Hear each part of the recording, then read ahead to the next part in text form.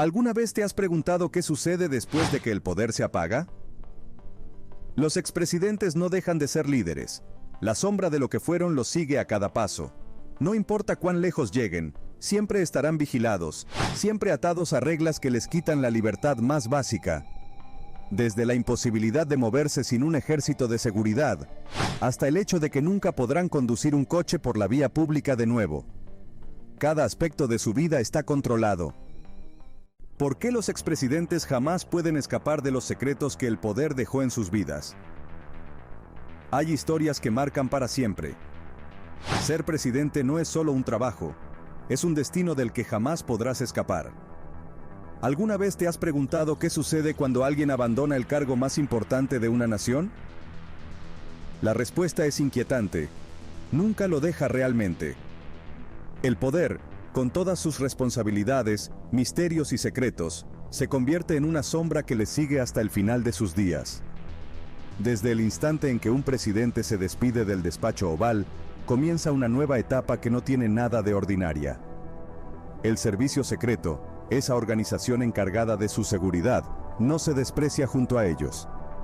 Al contrario, se convierte en su acompañante de por vida, un guardián silencioso que no solo protege sus vidas, sino también los secretos que llevan consigo. Cada reunión, cada decisión y cada archivo que manejaron durante su mandato están en su memoria. Y esos secretos no son cualquier cosa, son piezas de información que podrían alterar el equilibrio global. Pero, ¿por qué esta protección extrema? La respuesta está en el peligro que representan. Los expresidentes son portadores de secretos de seguridad nacional, como códigos nucleares, estrategias de defensa e incluso operaciones que nunca salen a la luz pública. Si esta información cayera en las manos equivocadas, las consecuencias serán devastadoras. Por eso, el servicio secreto no solo vela por su seguridad física, sino que también monitorea cada aspecto de su vida, asegurándose de que estos secretos permanezcan ocultos. Esta vigilancia no se detiene en la puerta de su casa ni se limita a eventos oficiales. Abarca todo, desde sus llamadas telefónicas hasta sus viajes más privados. Incluso los dispositivos electrónicos que utilizan son revisados y aprobados previamente. Imagina que cada correo, cada mensaje de texto y cada conversación sea observada, no por curiosidad, sino para prevenir amenazas que ni siquiera ellos podrían anticipar. Sin embargo, esta vigilancia constante tiene un costo. Los expresidentes pierden algo que valoraban profundamente, su privacidad. Cada movimiento, por pequeño que sea, está bajo escrutinio. No pueden salir a tomar un café o visitar un parque sin que todo un equipo de seguridad evalúe cada posible riesgo. Incluso en momentos de descanso, la sombra del poder sigue presente. No hay escapatoria, ni siquiera para disfrutar de las cosas más simples de la vida. Este nivel de seguridad genera preguntas fascinantes. ¿Qué secretos son tan importantes que justifican esta vigilancia eterna? ¿Cómo afecta esto a quienes alguna vez fueron los líderes más poderosos del mundo? La respuesta nunca será completamente clara, pero lo que es seguro es que la vida después de la presidencia es cualquier cosa menos tranquila. El peso del poder no desaparece con la transición, se transforma en una carga invisible pero imposible de ignorar. En el fondo, ser presidente no es solo un capítulo de la vida, es un compromiso eterno. Y para aquellos que han ocupado ese lugar, la única certeza es que los secretos del poder les seguirán hasta el último día. El silencio que se transforma en una armadura invisible. El peso del poder no solo se carga en los hombros, sino también en los labios. Después de todo, si los secretos del pasado persiguen a los expresidentes, el eco de sus palabras tiene el potencial de destruir lo que alguna vez gobernaron. Aquí es donde entra en juego un código tácito, no escrito pero indestructible, el de no criticar públicamente a otros mandatarios, ni a quienes precedieron ni a quienes sucedieron. Este pacto, aunque silencioso, ha sido durante décadas una de las tradiciones más respetadas en el ámbito político. Sin embargo, en los tiempos modernos, parece haberse transformado en un campo de batalla emocional y estratégico. Imagina un escenario donde una crítica abierta desde un expresidente provoca una fractura política nacional. Ese es precisamente el riesgo que esta regla busca mitigar. No se trata simplemente de diplomacia, es un escudo para proteger la estabilidad política y la confianza pública en el sistema. Cada palabra dicha por un expresidente tiene un peso que puede alterar la percepción de millones. Por eso, guardar silencio no es un acto de cobardía, sino una estrategia de respeto por el legado del cargo. En la historia reciente, esta regla comenzó a erosionarse. Las redes sociales, esos altavoces digitales que amplifican cada pensamiento, han abierto la puerta a críticas que antes se consideraban impensables. Los desacuerdos políticos, antes reservados para reuniones privadas o memorias publicadas años después, ahora se transmiten en tiempo real. Este cambio ha llevado a muchos a preguntarse, ¿estamos perdiendo el respeto por el pacto más antiguo del poder? El silencio, aunque poderoso, no es fácil de mantener. Los expresidentes no son solo figuras públicas, son personas con pasiones, creencias y, en muchos casos, resentimientos.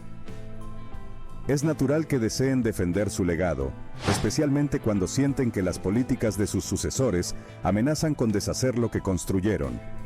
Sin embargo, el riesgo de hablar supera en muchas ocasiones el deseo de expresarse. Una declaración mal calculada puede convertirse en un arma de doble filo, capaz de dividir a la nación o incluso de sembrar dudas sobre la legitimidad del liderazgo actual.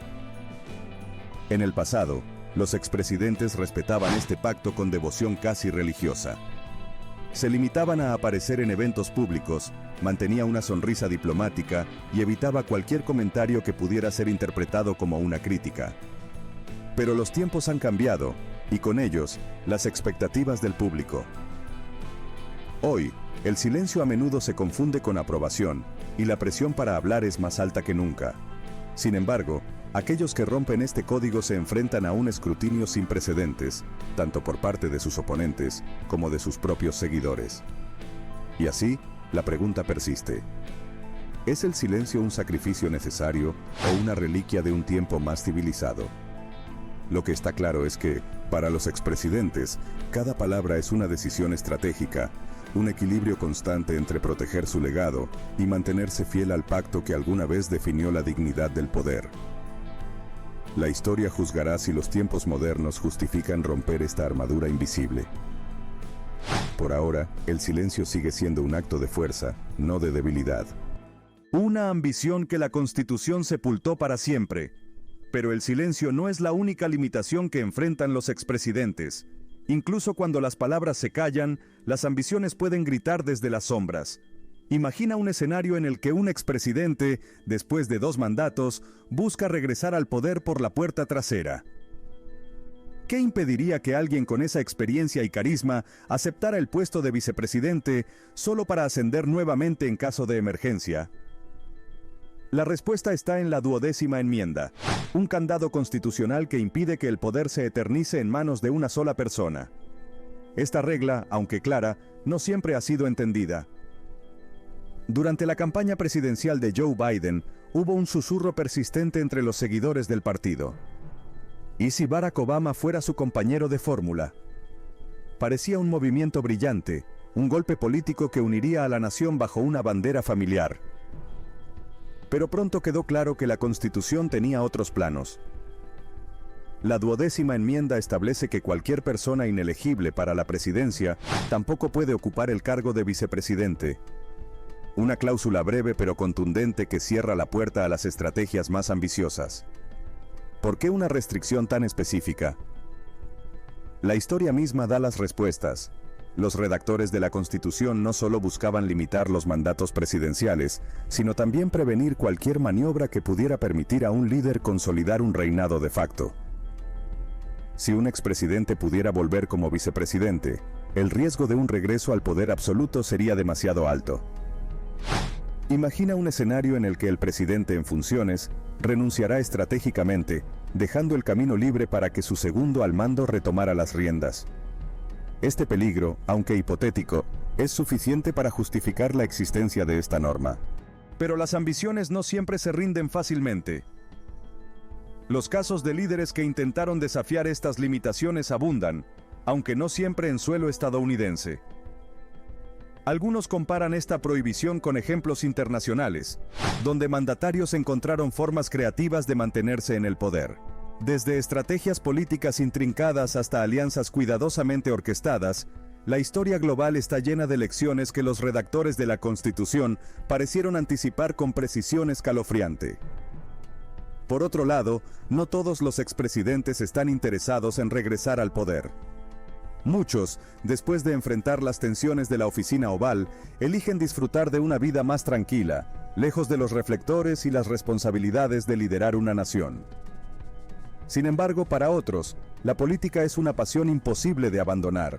Este deseo de permanecer relevante, de continuar influyendo en el destino de su país, a menudo choca con las restricciones legales y las expectativas públicas. Y así, las reglas constitucionales no solo delimitan el poder, sino también las posibilidades de los sueños políticos. Mientras tanto, para los ciudadanos, estas normas son un recordatorio de que incluso las figuras más poderosas deben responder a un sistema más grande que ellas. La 12ª enmienda es más que un obstáculo. Es una barrera protectora que garantiza que el liderazgo no se convierta en un monopolio. Una regla que, como el silencio, impone límites necesarios en un mundo donde el poder, sin control, puede volverse insaciable. Las bibliotecas presidenciales, el monumento inmortal de un legado. Cada regla que delimita el poder tiene un propósito, y así como la 12ª enmienda establece barreras para evitar el regreso absoluto, hay un camino completamente opuesto que permite a los expresidentes perpetuar su impacto: la creación de una biblioteca presidencial. Este no es un simple edificio lleno de libros, sino un archivo monumental que encapsula la vida, las decisiones y los errores de quienes alguna vez gobernaron la nación. Es el lugar donde el pasado deja de ser historia y se convierte en memoria viva. Todo comenzó con Franklin D. Roosevelt, quien tuvo la visión de preservar para siempre los documentos de su administración en un espacio accesible para las futuras generaciones. En 1941 nació la primera biblioteca presidencial. Desde entonces, cada expresidente ha seguido este camino, no por obligación, sino por la necesidad de dejar algo tangible que hable por ellos cuando ya no puedan hacerlo. Las bibliotecas presidenciales no son solo repositorios de papeles oficiales. Contienen cada carta, cada discurso y cada decisión que marcó su mandato. Incluso los momentos más oscuros quedan registrados en sus muros. Por ejemplo, la biblioteca de Richard Nixon alberga registros relacionados con el escándalo de Watergate, mientras que la de Bill Clinton incluye registros de su juicio político. Estas colecciones no eluden la controversia. Al contrario, la confrontación, mostrando que la historia no puede ser editada ni manipulada. Sin embargo, estas bibliotecas no son solo para académicos o historiadores. Se convierten en destinos para ciudadanos comunes, lugares donde se puede caminar entre los pasillos del poder y comprender de manera íntima lo que significó liderar una nación. Fotografías históricas, réplicas de documentos y exposiciones cuidadosamente diseñadas traen el pasado al presente, haciendo que incluso las decisiones más complejas sean comprensibles para quienes las observan. Pero no todo es honor y gloria en estas bibliotecas. Hay un lado menos visible, una batalla constante por controlar cómo se percibe el legado de un presidente. Algunos intentan suavizar los aspectos más críticos, mientras que otros eligen enfrentar sus errores directamente.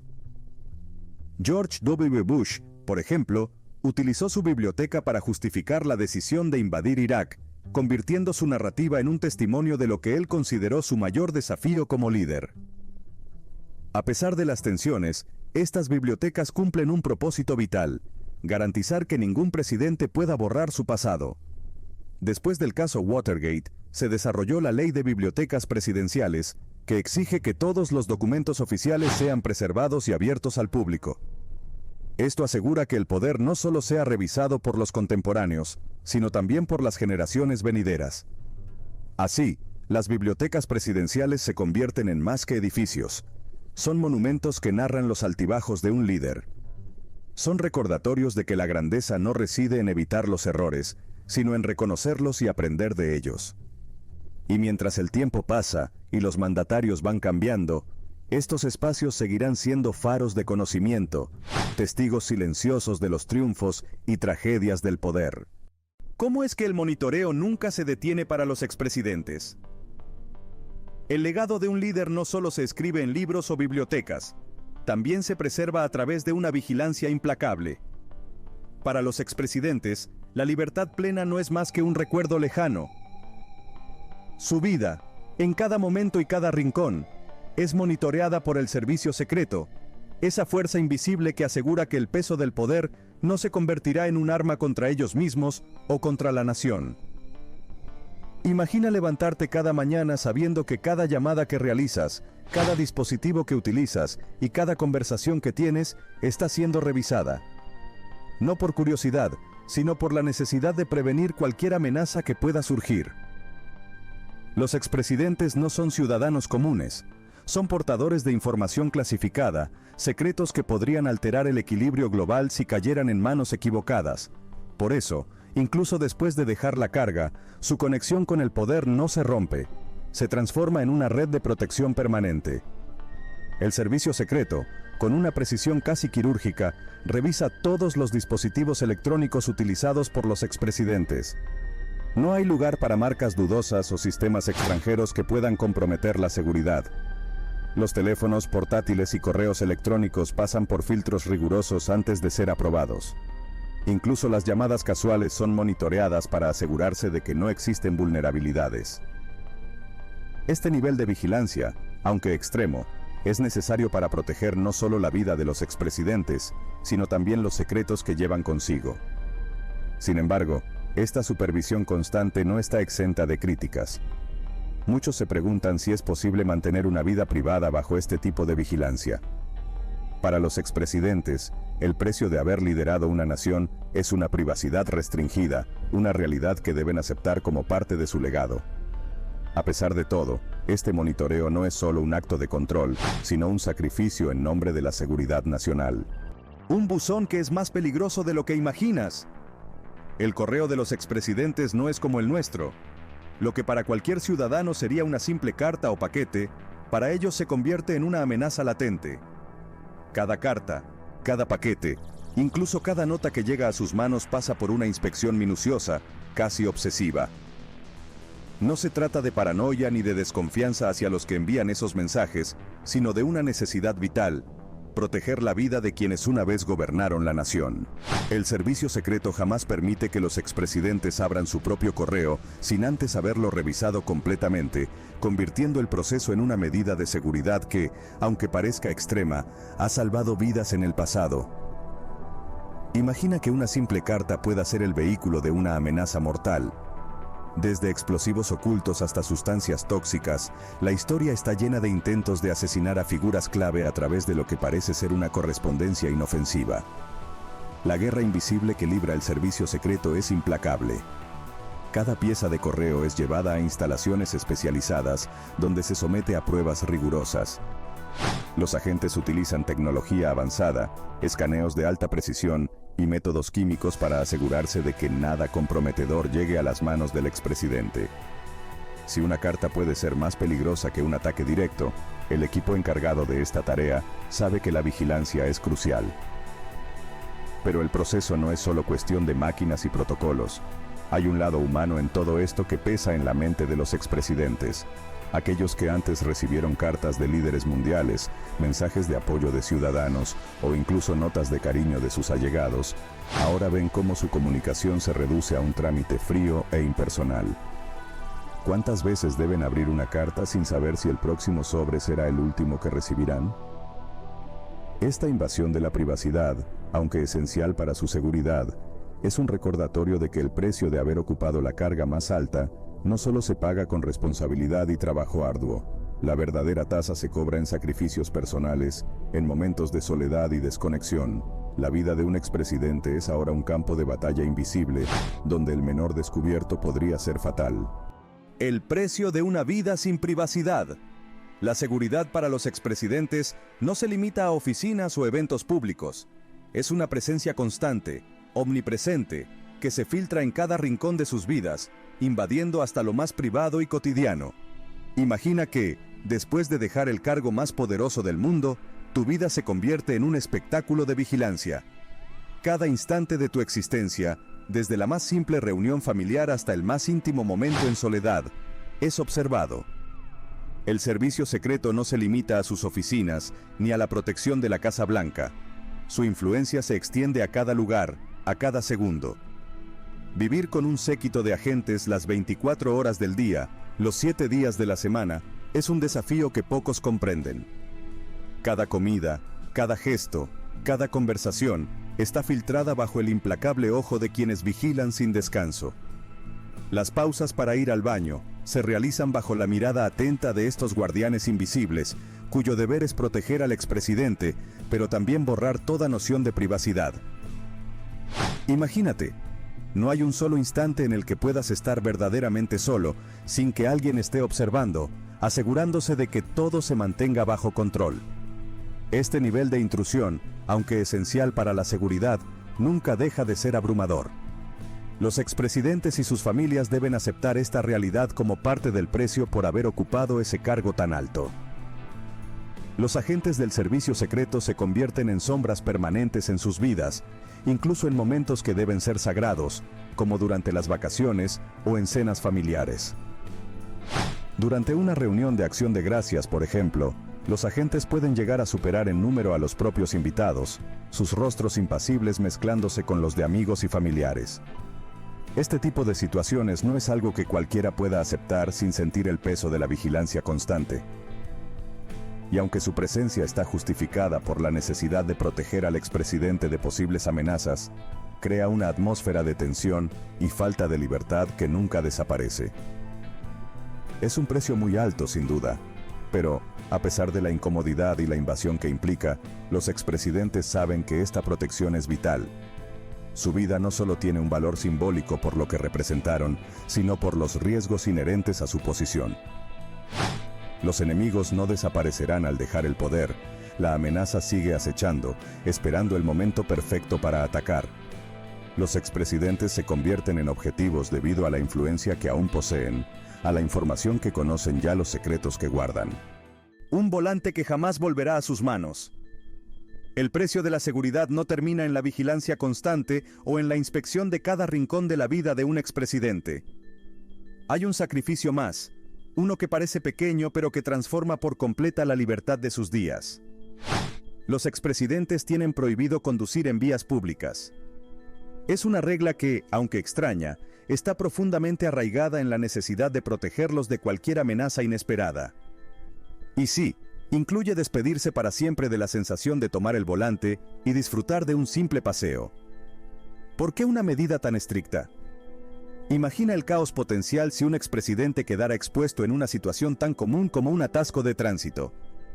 Las vías públicas son un escenario impredecible, donde cualquier incidente menor podría convertirse en una crisis de seguridad. Además, quienes alguna vez llevaron sobre sus hombros el peso de una nación, ahora son vistos como objetivos potenciales para amenazas que pueden variar desde accidentes intencionales hasta ataques premeditados. Mientras están en el cargo, los presidentes disfrutan del lujo de ser trasladados por conductores altamente entrenados, dentro de vehículos blindados que pueden soportar casi cualquier eventualidad. Pero esta comodidad, más que un privilegio, es una medida de protección que continúa incluso cuando dejan la oficina oval. Una vez que finaliza su mandato, los expresidentes deben renunciar a la libertad de conducir como el resto de los ciudadanos. Y no importa si tienen décadas de experiencia detrás del volante o si añoran recorrer caminos abiertos. La seguridad siempre prevalece sobre la nostalgia. Pero no todo está completamente perdido.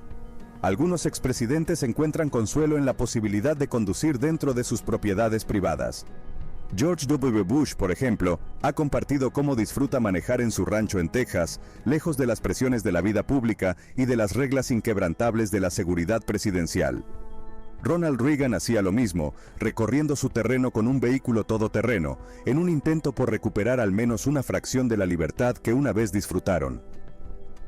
Esta regla también tiene un impacto en cómo los expresidentes perciben su independencia. Para muchos, conducir representa más que un acto cotidiano. Es un símbolo de autonomía, una conexión con la normalidad que parece esfumarse una vez que asume la carga. Perder esa capacidad puede ser una experiencia profundamente personal, un recordatorio constante de que, incluso fuera del poder, sus vidas nunca serán completamente ordinarias. ¿Es justo que alguien que ha dedicado su vida al servicio público deba sacrificar algo tan básico como conducir? Esa es una pregunta que solo ellos pueden responder. Lo que es seguro es que, para los expresidentes, esta restricción no es simplemente una regla más. Es un recordatorio tangible de que el precio de haber sido el líder de una nación no se paga solo en el cargo, sino también en los años que siguen. Renunciar a la protección. Una decisión tan extraña como impactante. La seguridad constante es una sombra que acompaña a los expresidentes durante toda su vida. Pero, ¿qué pasaría si te dijera que algunos pueden elegir renunciar a ella? Por más sorprendente que parezca, los expresidentes tienen la opción de rechazar la protección del servicio secreto, aunque esta decisión no es para cualquiera. ¿Por qué alguien que ha ocupado el cargo más alto del poder querría abandonar una red de seguridad diseñada para proteger su vida y la de su familia? La respuesta no es sencilla, pero a menudo se relaciona con el deseo de recuperar algo que han perdido durante su mandato: la privacidad. Está rodeado constantemente de agentes que analizan cada movimiento y anticipan cada riesgo que puede ser agotador. Para algunos, ese nivel de intrusión es demasiado, y la idea de volver a una vida más simple y menos vigilada resulta tentadora. Sin embargo, esta decisión no está exenta de riesgos ni de críticas. Un caso emblemático fue el de Richard Nixon, quien, tras dejar el cargo, optó por renunciar a la protección del servicio secreto. ¿Su razón? Ahorrar dinero al gobierno. Aunque su argumento puede parecer noble, muchos cuestionaron si realmente estaba dispuesto a asumir los peligros que esta decisión implicaba. A partir de entonces, Nixon contrató un equipo de seguridad privado, pero la realidad es que ningún sistema es tan completo ni tan eficiente como el del servicio secreto. Renunciar a esta protección significa asumir plenamente la responsabilidad de la propia seguridad. Esto incluye contratar personal privado, coordinar medidas de vigilancia y anticipar cualquier amenaza. Para un ciudadano común, estas preocupaciones son mínimas, pero para un expresidente, cada movimiento es un riesgo potencial. Es una decisión que no solo afecta su seguridad, sino también la percepción pública de su legado. A pesar de que esta opción existe, es extremadamente rara. El servicio secreto desaconseja fuertemente cualquier intento de renunciar a la protección, argumentando que los riesgos no solo afectan al expresidente, sino también a la estabilidad nacional. Después de todo, una amenaza a un exlíder podría tener repercusiones mucho más amplias que un ataque aislado. Así, la decisión de rechazar esta protección se convierte en un acto de desafío y, en cierto modo, de vulnerabilidad. No todos están dispuestos a enfrentarlo, pero para aquellos que lo hacen, representan un intento de reconectar con la libertad que alguna vez conocieron. El funeral que no pueden planear. Ser presidente significa vivir bajo reglas únicas, pero esas restricciones no terminan con la vida. Desde el primer día en la oficina oval, los mandatarios deben aceptar una realidad sombría. No podrán planificar completamente su propio funeral. Parece increíble, pero esta decisión está fuera de sus manos, controlada por un conjunto de tradiciones y protocolos que trascienden lo personal. El sistema comienza con una planificación temprana.